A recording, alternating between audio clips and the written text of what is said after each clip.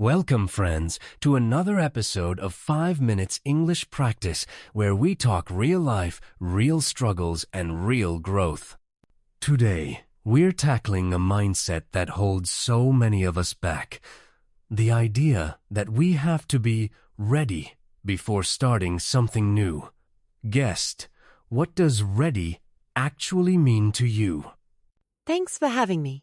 Honestly, ready is often just a mask for fear. We tell ourselves we need more skills, money, or support, but in reality, we're waiting for a moment that doesn't exist. Research shows 92% of people delay goals due to perfectionism, not lack of preparation. That's eye-opening. So, in your view, is it ever possible to truly feel ready, or is it just a moving target? It's a moving target for sure. The more we wait, the higher our expectations climb. No entrepreneur or artist ever started feeling 100% ready. They took action, learned, and grew by embracing imperfection. It's a cycle, not a destination. So, if waiting for ready is just fear in disguise, what's the alternative for someone listening and feeling stuck? The alternative is to start before you're ready. Confidence is a result, not a prerequisite. By taking imperfect action, you give yourself permission to learn and adapt. That's where real growth begins. That brings me to a personal story. I remember dreaming of speaking on stage but always feeling unprepared. Guest, have you ever faced a moment where you felt totally unready but went for it anyway? Absolutely. My first big presentation at work was terrifying. I doubted my experience, my delivery, even my outfit. Like you, I was shaking and forgot key points. But after, a colleague thanked me for my honesty. That genuine impact eclipsed my nerves. It sounds like showing up messy has its own power. For me, a single heartfelt comment from an audience member changed everything. Do you think that initial discomfort is a necessary part of the process? Definitely. Growth rarely happens in comfort zones. Neuroscience tells us that the brain forms new neural pathways when we're challenged. That initial fear? It's a sign you're stretching, not failing. The first step is always the hardest and the most transformative. That's a perfect segue into the science. Let's talk about why our brains resist new things. Why does taking a risk, even a small one, feel so overwhelming? Our brains are wired for survival, not success. The amygdalate part responsible for fear lights up when we face the unknown, even if the risk isn't physical. It's like a smoke alarm going off for burnt toast. Uncomfortable, but not actually dangerous. So that danger signal is more about discomfort than actual risk? Exactly. Studies show that discomfort is a key indicator of growth.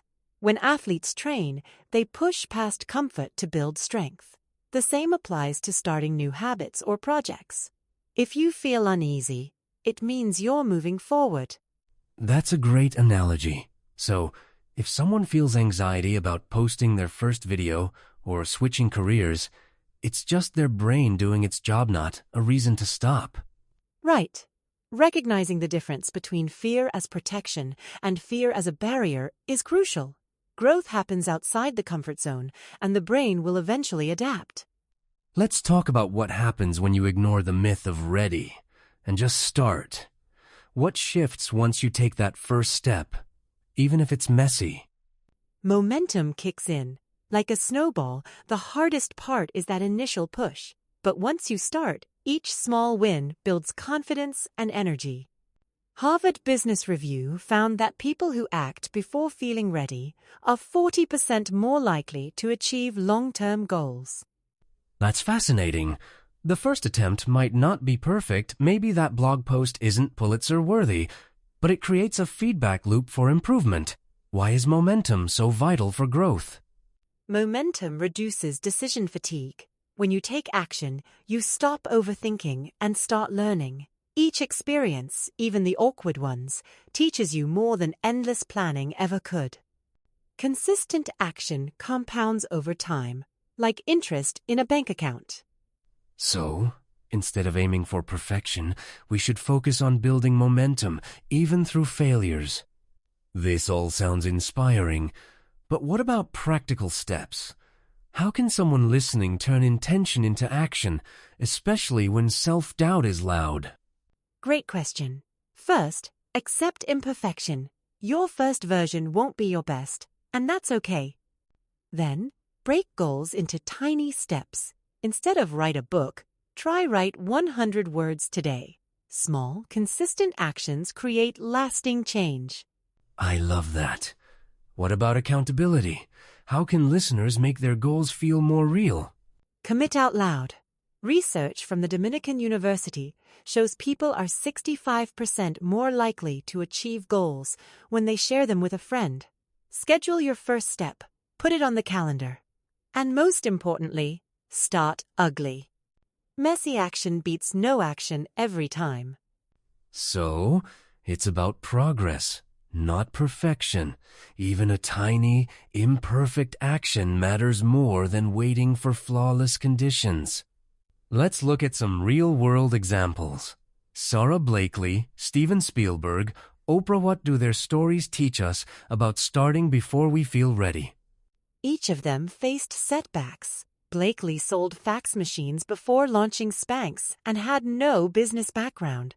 Spielberg was rejected from film school 3 times. Oprah was told she didn't belong on TV. Yet, they acted anyway, learning and adapting as they went. That's so powerful. These aren't just overnight successes. They're people who started with doubt and grew into greatness. Do you think anyone can follow this path? Absolutely. You don't need special permission or perfect timing. Every master began as a beginner. What separates them is the willingness to act before feeling ready. Their stories prove that readiness grows from action, not the other way around. Let's get honest. For many, fear feels like a stop sign. How can we reframe fear so it becomes a signal to move forward, not freeze? Fear is actually proof you care about what you're doing. It means you're stretching beyond your comfort. Brené Brown's research shows vulnerability is linked to creativity and connection. Doing it scared is the key to unlocking your potential. So, instead of waiting for fear to disappear, we should expect it and move forward with it. That's a radical shift for a lot of people. Exactly. Imagine looking back in a year or even a decade and realizing the only thing standing between you and your dreams was hesitation. Taking action, even with a shaky voice, is what creates lasting change. On a personal note, I want to remind listeners, I'm not a guru, just someone learning alongside you. Guest, how has imperfect action shaped your own growth journey? It's been everything. I've failed, pivoted, and learned more from mistakes than successes. Each time I started before I felt ready, clarity followed. You don't figure things out by waiting, you figure them out by doing. That's such a vital message. For anyone hesitating on a decision, the next step is often the one that reveals the path. Action beats overthinking every time. Absolutely. Whether it's launching a project, starting a conversation, or making a change, clarity comes from movement. You don't need permission or perfection. Just begin. Sometimes we need reminders to keep us going. What are some mantras or affirmations that help you push through self-doubt, especially on hard days? I love I don't have to be perfect. I just have to begin. Another is every master was once a beginner.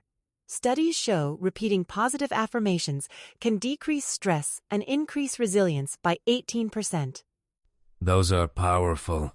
I often repeat, my dreams are bigger than my fears, especially when I'm tempted to hold back. How can listeners integrate these mantras into their daily routines? Write them down.